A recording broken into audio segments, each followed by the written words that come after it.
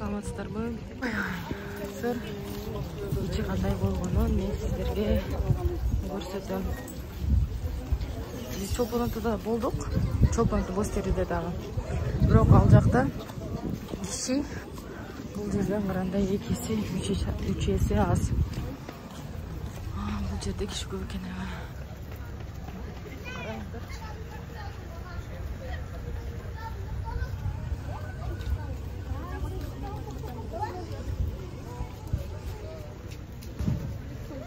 Бул жерден акча алсаңыздар болот экен.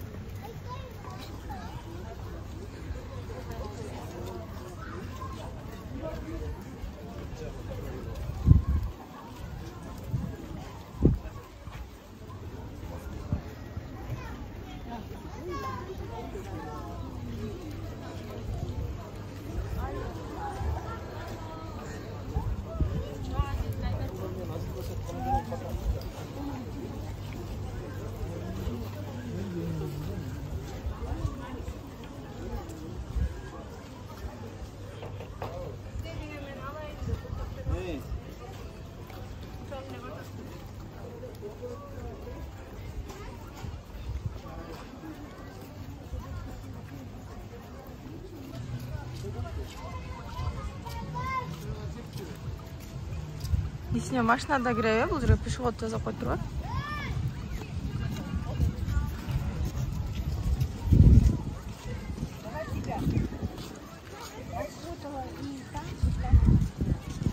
Балыкчынын пляжы ушундай экен.